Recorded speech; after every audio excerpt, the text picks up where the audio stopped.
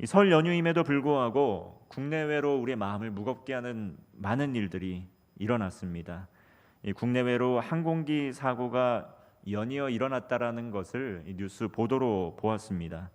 그리고 정치적으로는 이 여러 가지 복잡한 사안을 다루는 과정 중에 있는데, 이 과정을 바라보면서 마음이 마냥 기쁘지만은 않고 또 나라를 위한 걱정이 되고 염려가 되기도 했습니다.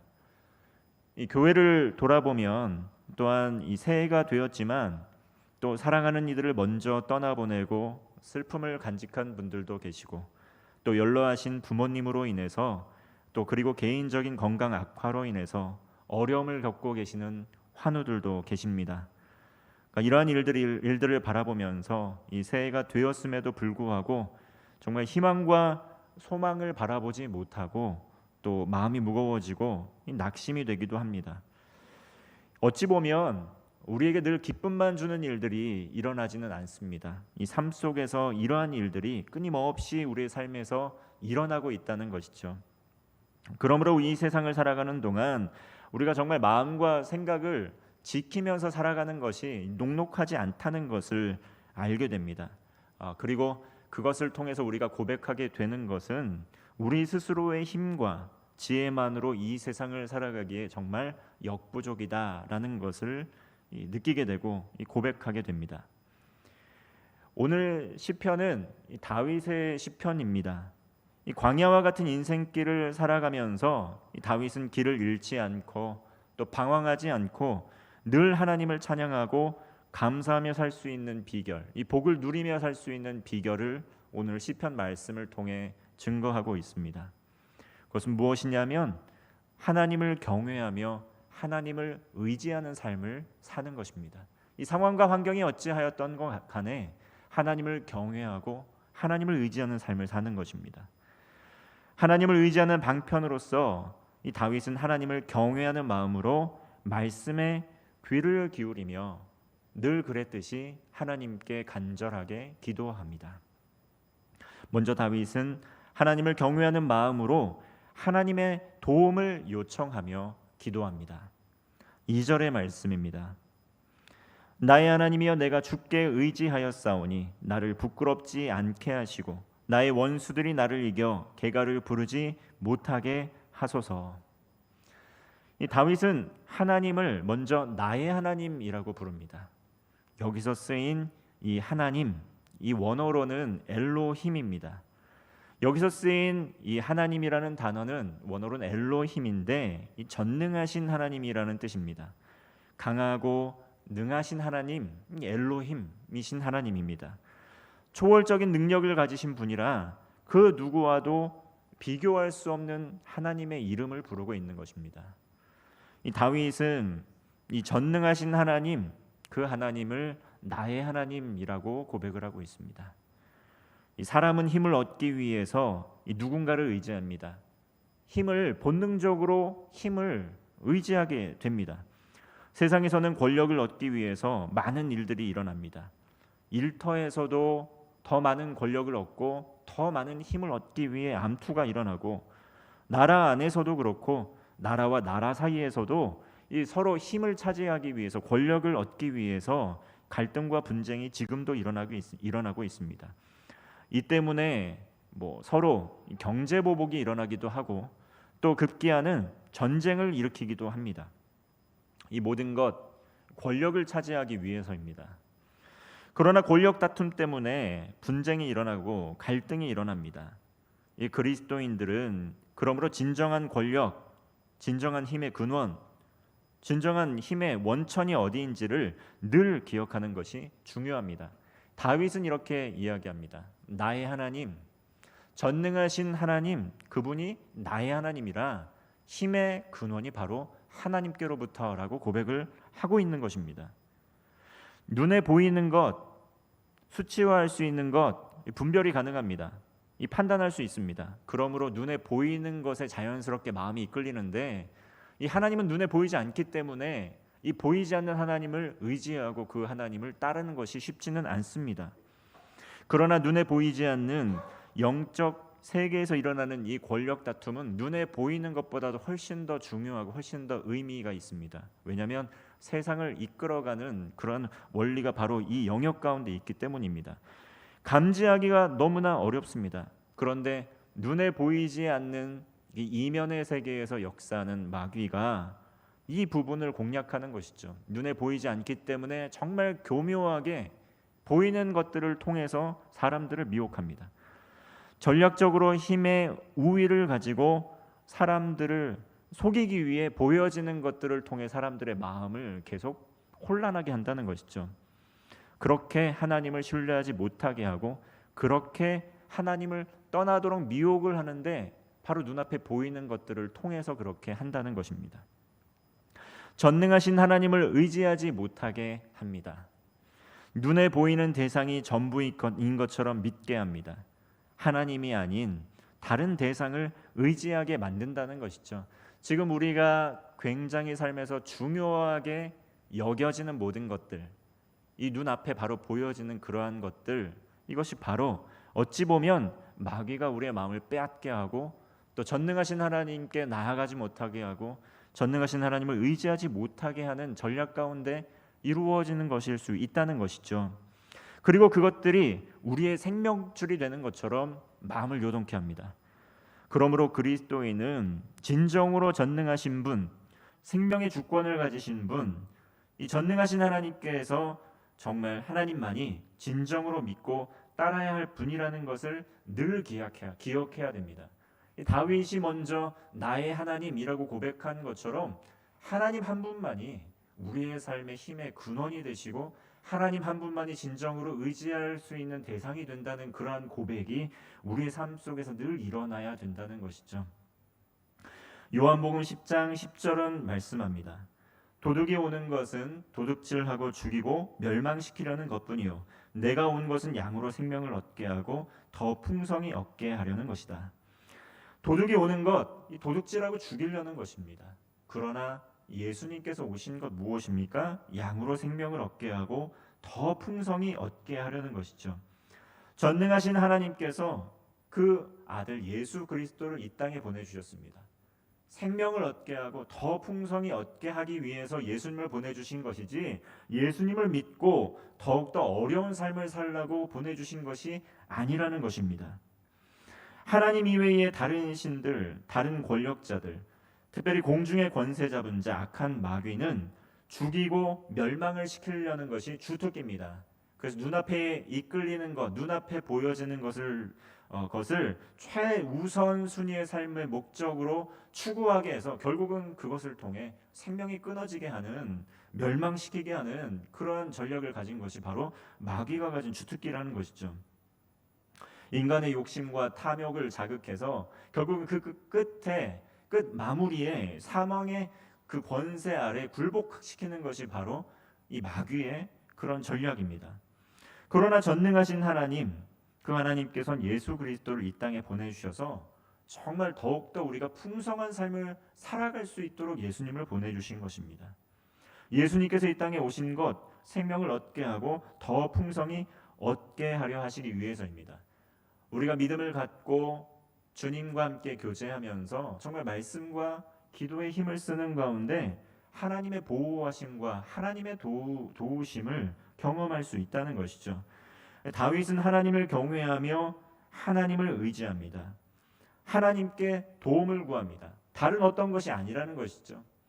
우리의 삶의 위기의 순간, 우리의 삶의 고난의 순간, 우리는 더욱더 하나님의 도움을 의지하며 가야 됩니다. 하나님 안에 생명이 있고 하나님 안에 진정한 구원이 있기 때문입니다. 마귀는 이러한 하나님을 신뢰하지 못하게 하고 하나님의 품을 떠나가도록 합니다. 고난을 통해, 시련을 통해 하나님을 떠나가라고 계속 우리에게 속삭이고 있는 것이죠. 그러나 고난을 통해, 시련을 통해 우리는 더욱더 이 생명을 주시는 하나님의 도움의 손길을 의지하며 하나님의 품으로 나가게 될 때 하나님께서 주시는 참된 생명, 참된 기쁨을 누릴 수 있다는 것입니다. 이렇게 하나님을 의지하는 사람 결국은 부끄러움을 당하지 않습니다. 그리고 반드시 승리하게 된다는 것이죠. 이것이 우리가 믿고 따라야 될 하나님의 약속의 말씀입니다. 3절 말씀입니다. 주를 바라는 자들은 수치를 당하지 아니하려니와 까닭없이 속이는 자들은 수치를 당하리이다. 주를 바라며 하나님을 경외하는 사람들 수치를 당하지 않습니다. 끝끝내 승리합니다. 그런데 이유 없이 속이고 거짓을 행하는 사람들 반드시 수치를 당하게 됩니다. 우리가 살아가는 동안에 속기도 하고 또 사기를 당하기도 하고 억울한 일을 당하기도 합니다. 그럴 때마다 분통이 터지고 너무나 원망스러워서 밤잠을 설치기가 여러 날이지 않겠습니까? 연일 보도되는 사건 사고들 가운데 이 사기 사건들도 참 많습니다. 정말 그 가운데 신실한 믿음의 사람들도 해를 당하기도 하고 정말 절망적인 그런 어려움을 겪기도 하죠. 그러나 그리스도인들은 하나님을 경외하며 하나님을 의지하는 가운데 하나님께서 주시는 소망을 품을 수가 있습니다. 하나님께서 주시는 그러한 평강을 누릴 수 있습니다.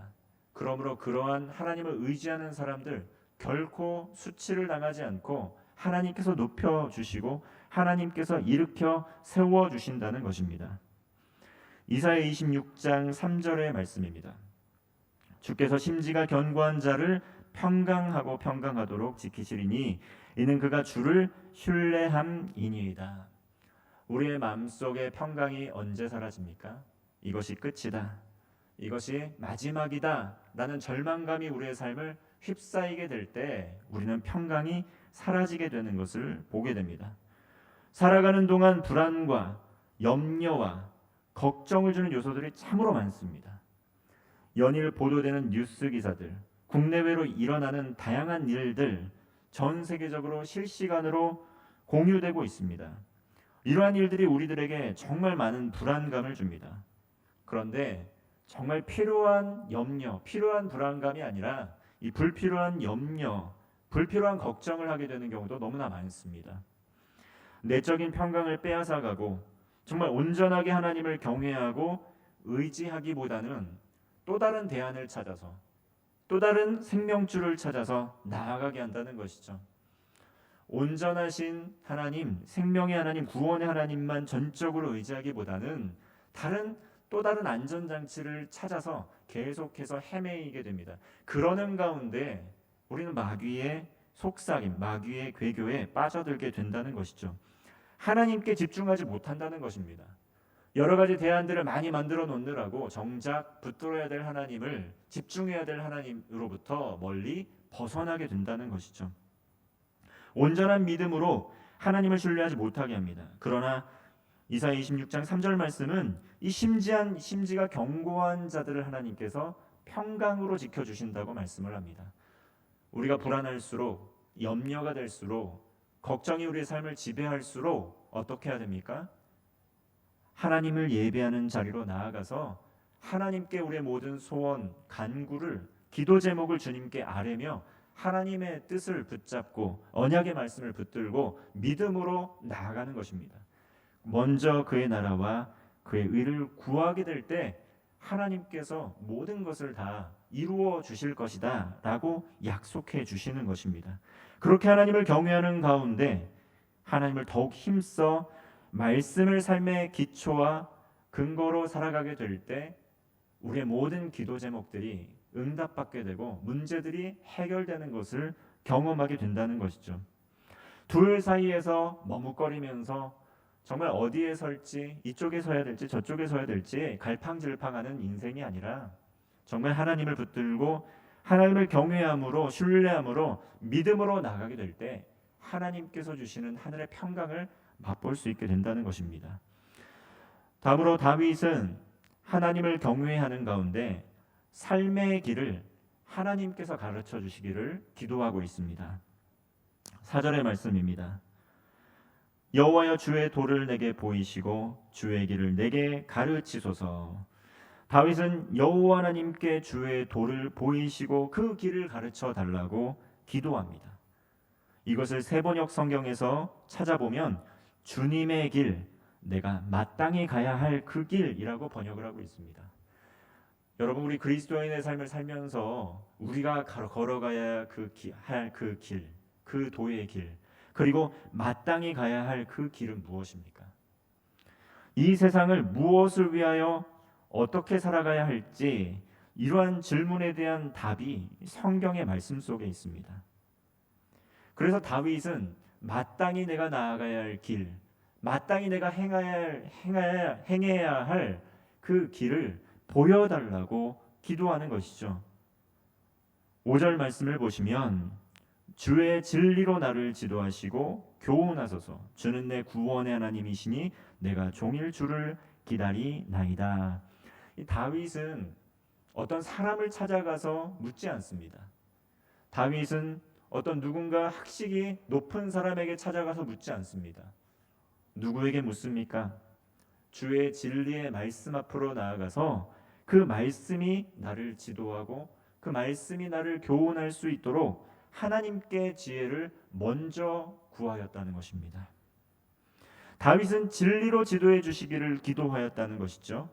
하나님의 말씀인 성경, 이 진리의 말씀이 우리의 품에 있고 우리의 공동체 안에 있고 우리가 정말 가까운 곳에 이 성경인 진리의 말씀이 우리와 함께 하고 있습니다.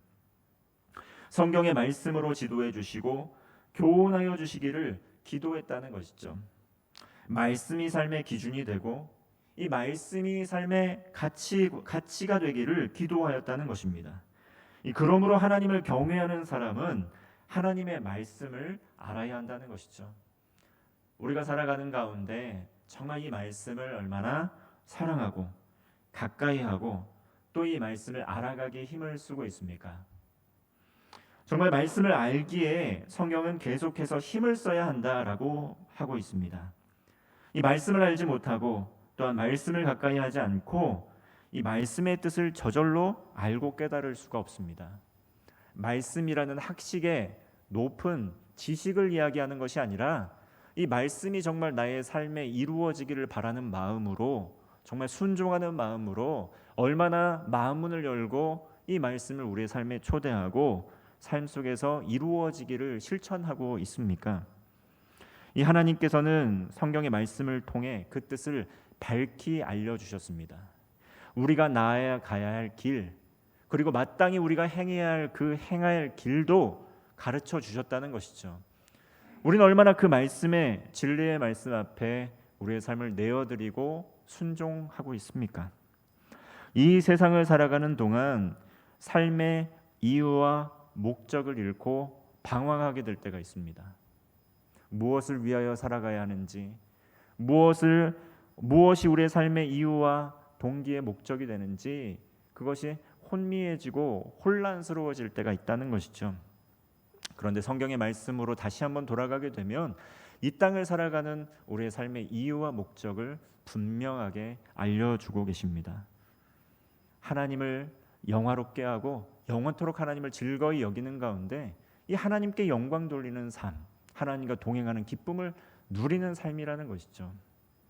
그리고 그 기쁨에 모든 사람들이 또 참여할 수 있도록 그 놀라운 기쁜 소식을 전하는 것이라는 겁니다.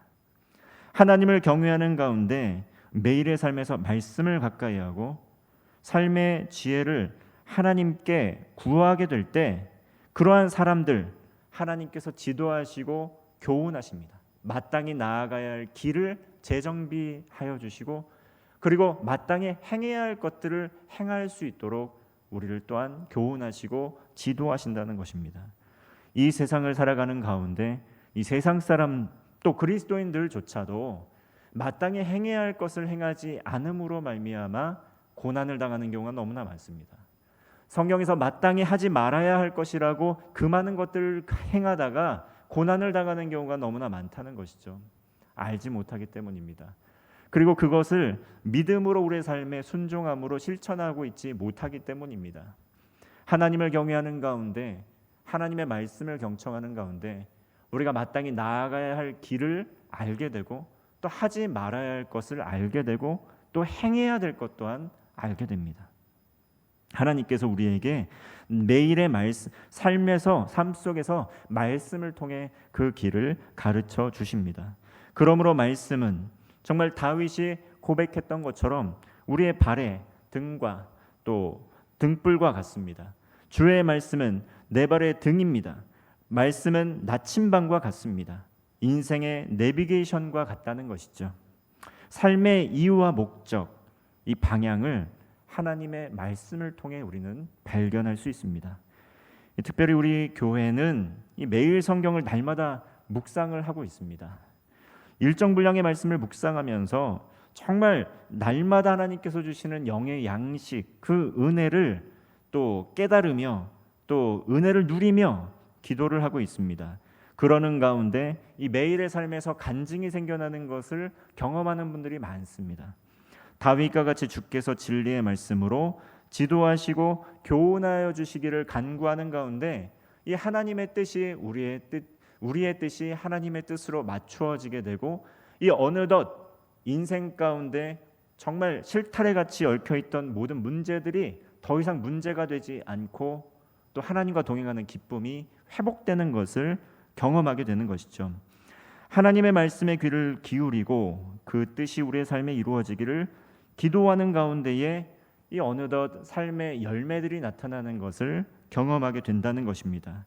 그리고 무엇을 위하여 살아가야 하는지, 무엇을 위하여 이 땅에 왔는지, 이 우리가 혼란스러웠던 그 삶의 이유와 목적도 깨닫게 되고 하나님 나라를 향한 영원한 비전을 발견하게 되는데, 이것이 세상이 주는 그러한 이유, 삶의 이유, 세상이 주는 그러한 삶의 목적, 비전이 아니라 이 하나님께서 주시는 영원히 변치 않는, 그 누구도 빼앗아갈 수 없는 하나님 나라의 소망을 갖게 된다는 것이죠. 이렇게 다윗은 하나님을 경외하는 가운데에 하나님께 또한 회개의 기도를 드렸습니다. 7절 말씀입니다. 여호와여, 내 젊은 시절의 죄와 허물을 기억하지 마시고 주의 인자하심을 따라 주께서 나를 기억하시되 주의 선하심으로 하옵소서. 이 교만한 사람은 자신의 잘못을 인정하지 않습니다. 자기 자신이 주인이 되어 살아갑니다.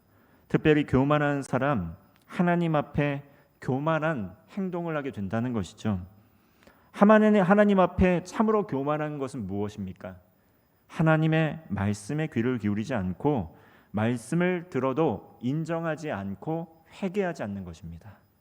그러므로 하나님 앞에 회개하는 변화가 없다는 것이죠. 그러나 하나님을 경외하는 사람, 하나님 앞에 진정으로 회개함에 그러한 복을 누릴 수 있습니다. 회개의 기도를 드리고 회개할 수 있게 됩니다. 하나님의 은혜로 죄사함을 받아 우리 모두 구원을 받았습니다. 그런데 진정한 변화의 능력이 드러나지 않는 것은 삶의 회개가 없기 때문입니다.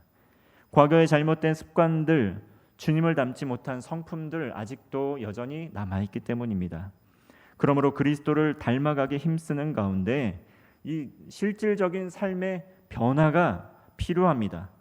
이를 위하여 우리의 마음문을 열고 우리의 행위의 습관마저도 하나님의 뜻에 맞춰가기를 이루는 적극적인 순종이 필요하다는 것이죠. 삶 속에서 주님의 말씀을 따라 진정으로 순종하며 풍성한 열매 맺음, 삶의 변화가 있는 그러한 회개가 필요하다는 것입니다. 그러한 하나님을 경외하는 사람들이 받고 누리는 이 축복, 약속하신 축복이 있습니다. 13절 말씀입니다. 그의 영혼은 평안히 살고 그의 자손은 땅을 상속하리로다. 이렇게 하나님을 경외하는 사람들, 하나님께서 주시는 풍성한 복을 누릴 수 있습니다. 먼저는 그 영혼이 평안함을 누린다는 것이죠. 세상이 주는 그러한 평안, 세상이 주는 행복이 아니라 하나님께서 주시는 그 누구도 빼앗아갈 수 없는 영혼의 평안함을 얻게 된다는 것입니다. 이 다윗이 그러한 가운데 사망의 음침한 골짜기를 지나갈지라도 해를 두려워하지 않는다라고 그 영혼의 평안함 가운데 정말 하나님께서 주시는 보호하심의 그 은혜를 고백했던 것 아니겠습니까? 그리고 자손들은 땅을 상속받는다는 것입니다. 하나님께서 이 나라와 민족, 이 땅을 기업으로 주셨습니다. 하나님을 경외하는 백성들, 하나님을 경외하는 우리의 후손들이 이 나라를 지켜갈 수가 있습니다. 하나님께서 하나님 나라의 거룩한 사명을 주셨습니다. 대한민국 또 우리 한반도, 우리 온 세상을, 온 땅을 우리 믿음의 사람들에게, 후손들에게 맡겨 주셨습니다. 가서 땅을 차지하고 복음을 증거하며 하나님 나라를 이루어 가라는 거룩한 사명을 주셨습니다.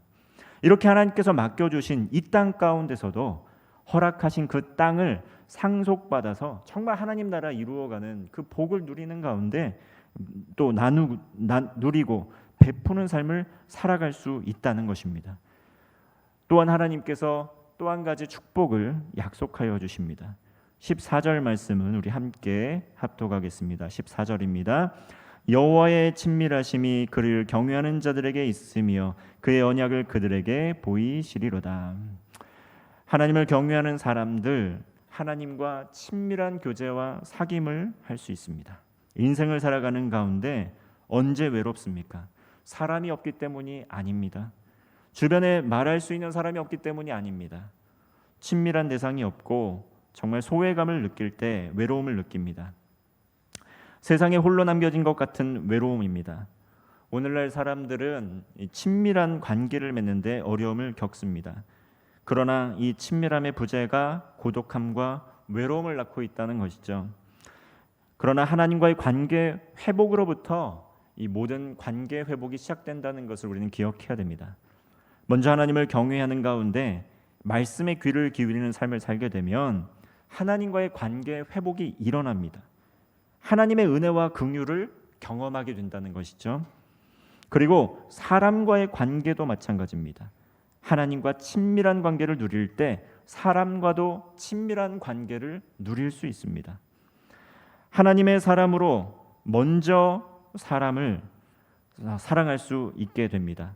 그리고 사람과의 관계 회복의 시작은 이 하나님의 사랑으로 먼저 사랑하기 시작할 때부터입니다. 사람은 누구나 먼저 사랑받기를 원합니다. 그런데 서로 사랑받기에만 갈급해서 정말 이 서로 사랑해달라고 갈구하기만 할 때 관계 속에서 피로감을 느끼게 됩니다. 조건적 사랑을 주고받으면 진정한 사랑을 누릴 수가 없습니다. 그러나 하나님의 무조건적이고 무한한 이 친밀함을 경험하고 하나님께 사랑받은 사람만이 하나님께서 주시는 힘으로 그 능력으로 사랑할 수 있습니다. 먼저 하나님을 사랑하게 될 때 그 사랑이 또 다른 사랑을 가져오게 되고 예수님께서 말씀하신 서로 사랑하라는 그 명령에 순종할 수 있게 됩니다. 하나님을 경외함으로 하나님을 바라보는 삶을 사시기를 바랍니다. 매일의 삶에서 하나님의 보호하심을 위하여 기도하십시오. 그리고 매일의 삶에서 하나님께 우리의 삶의 인생에 나아갈 길, 비전을 달라고 기도하십시오. 그리고 하나님 말씀 앞에 진정으로 회개하는 삶을 살아가시기를 바랍니다. 그렇게 하게 될 때 하나님을 경외하는 사람들, 하나님께서 하늘의 평강으로 지켜주시고 그와 자녀들에게 영적으로나 육적으로나 삶의 지경을 넓혀주시리라 믿습니다. 매일의 삶에서 하나님을 경외함으로 정말 말씀에 귀를 기울이고 기도하는 가운데 이 하나님의 친밀함을 경험하는 복된 성도가 되시기를 주님의 이름으로 축원합니다. 기도하겠습니다.